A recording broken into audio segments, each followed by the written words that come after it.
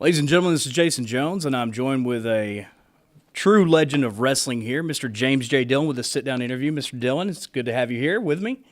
And how you been doing? How you been doing since the, I would say, retirement, almost, so to speak? Oh, I don't know that, Jason, that when you've made it your life's work that you ever really retire.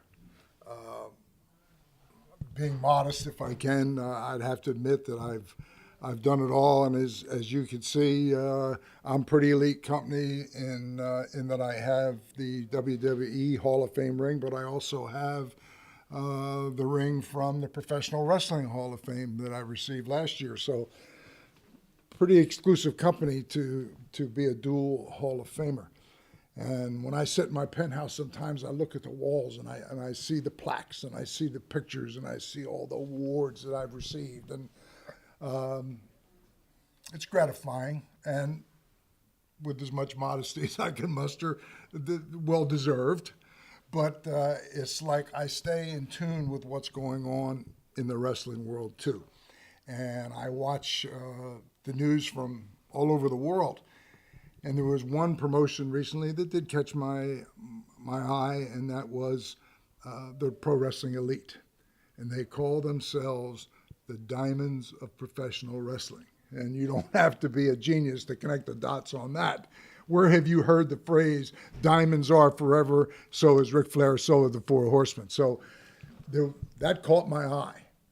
And I probably have maybe done a little bit more investigating, been a little bit more in tune with what's happening, and I've been following the career of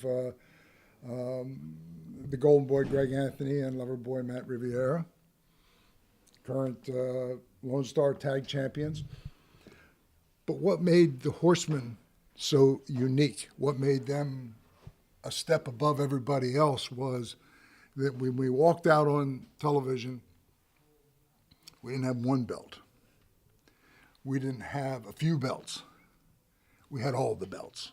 We were dripping with gold, and we monopolized the industry.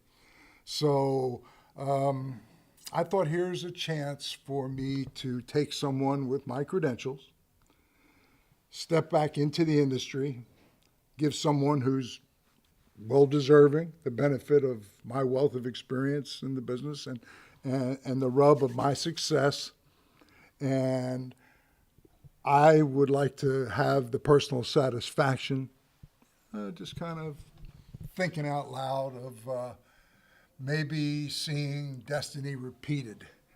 The Diamonds of Professional Wrestling, I think with a name like that, it would be fitting of them to have not a title, a few of the titles, but Jason, all of the titles.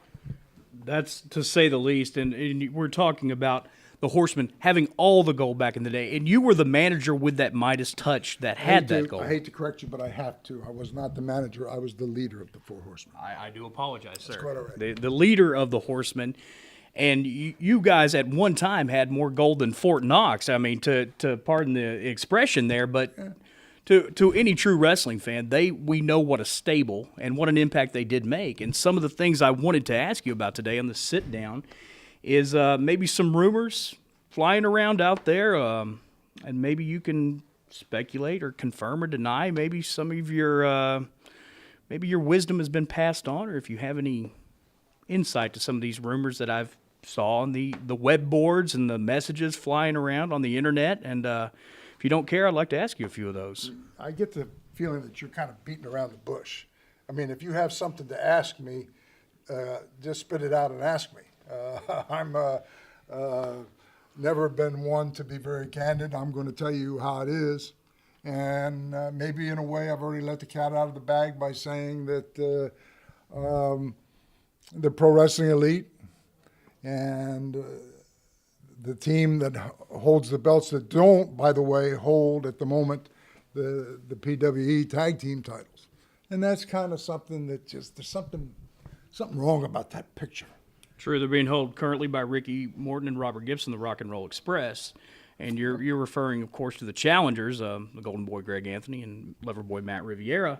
Some of these questions I'd like to ask, and in no way is disrespect meant on these questions. They were just some maybe I hope that you could lay to rest, or speculate on some of those rumors. Well, the first thing I'm going to say is I'm not going to sit here and insult your intelligence or the intelligence of anybody watching by running down Ricky Morton, Robert Gibson, the Rock and Roll Express. Yes, I will go on record right here and now as saying they are one of the greatest tag teams of all time. Yes, but I'm also going to tell you something else, that you do not elevate yourself in this profession by beating nobodies. When you beat somebody, then you've accomplished something. So to take those titles that are currently held by the Rock and Roll Express, and I'm sure there's many a night where Ricky Morton has nightmares of the time that he challenged the then World Heavyweight Champion Ric Flair, and he was ambushed in the Greensboro Coliseum, and Ric Flair grabbed him by the back of his neck and used his face as a mop cleaning up the floor. And that's something, when you have an experience like that in life, you don't forget it. So I would think that as great as the Rock and Roll Express are, as great as Ricky Morton and Robert Gibson are, I would think to see me, and I don't have to be wearing my dual Hall of Fame rings, just my credentials of what I accomplished, has to be a bit of an intimidating factor, I would think. I'm going to say a phrase right now, and I don't want you to answer. I just want to, kind of gauge a reaction. You're beating around the bush again. The Empire. The Empire, JJ. Mr. Dillon, I apologize. The Empire. Mm-hmm. All of these come back to the rumors flying rampant of the Empire. The Empire, the speculation there is that they might have had a hand in professional wrestling long before they did now. Going back to some of the other things that have happened, even back to the Horsemen and before the times of the Horsemen, that maybe the Empire was behind or speculated to be behind. And some of these questions, and they're no disrespect meant at all, sir. These are the things that the people that are going to be watching this want to know. For instance, we've brought to mind the Empire. Can you confirm or deny that you've been cited using a New York townhouse owned by Matt Riviera? Hey, I have a lot of friends. A lot of friends that are thrilled to have me as a guest, whether it's for one night or for an extended stay. So I don't see the relevance of that.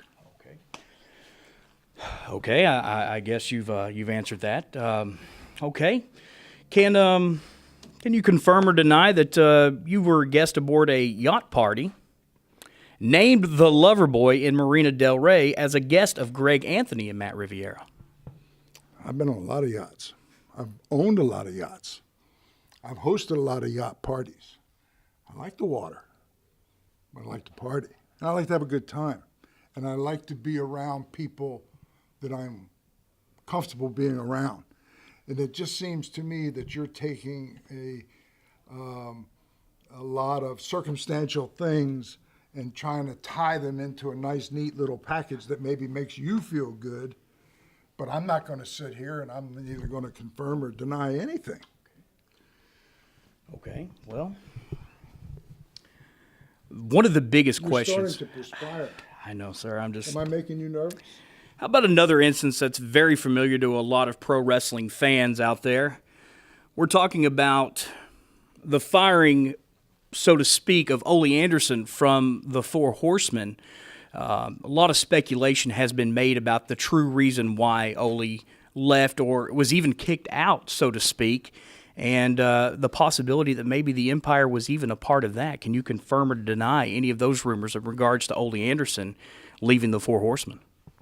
The only thing I will tell you is that successful people in this profession or in business in general sometimes are forced to make difficult decisions. And the Four Horsemen had reached a level of success unparalleled in the history of professional wrestling. Many people struggled to whether call us a stable, a faction, whatever we were incredibly successful. But it also required a commitment of individual effort on the part of everyone. And Ole Anderson at the time, who is one of the all-time greats, had a situation where his son was a senior in high school. He was wrestling as an amateur, and Ole made the personal decision to want to take time off to be with his son rather than be with a horseman. And Tully Blanchard, who I have such great respect and admiration for, even to this day, called him on it. And Ole was offended that somebody would even ask him. But if you look at the big picture, if you look at the fact, again, that successful people sometimes need to make difficult decisions, it wasn't a hard decision to make. It was time for Ole to go. And for you to imply that somehow the Empire was involved even at that stage, you can speculate whatever you want, but if you think that I'm going to sit here again and validate, these things that are going through your mind, I'm not about to do that. None of your business. Yes, sir. Yes, sir. I agree. I agree. That's none of my business. If you want to plead the fifth, so to speak, on that, I don't think I've pleaded the fifth. I think I've been very honest and straightforward with you. You ask me a question, and I give you the answer. And it's like you keep trying to it's like if there's a pile of manure from a dog over in one corner, it doesn't smell so bad. If there's another pile over there, it doesn't smell quite so bad. But if you take it and you stick it all in one big pile in the middle of the room, it has a stench to it. And I have this feeling that you're trying to take a little pile of this and a little pile of that and create a load of stench and then try to stand here and put me on the spot. You're not going to do that. I'm so far ahead of you that it's unbelievable. And if the Empire wasn't involved, I wouldn't admit it to you anyway, because it's none of your business. And it's part, again, of what it takes to be successful, and that's to deal with successful people. And I've dealt with successful people all my life, and I will continue to. And the particulars of what I do and the decisions I make, quite frankly, are none of your business. On that note, saying that you're never going to tell me whether or not the Empire was involved in any of those things, let me just ask you, point blank, can you confirm or deny that you are a member of the Empire? I'm not going to give you an answer because you're not entitled to an answer because it's none of your business. I might even have to think twice if I answer what I had for breakfast to tell you, because that's none of your business too. And when you sit down for this interview and I look at your hands, which seem to be kind of naked in comparison to mine, and can flash some gold and a couple of Hall of Fame rings, then maybe I'll take your questions in a different context. And until such time, I'm going to tell you what I want to tell you, when I want to tell you. And when I tell you bluntly, it's none of your business and I'm not going to answer, accept that, and don't keep turning around in circles and try to ask me the same questions over and over, because you're going to get the same answer. It's none of your damn business.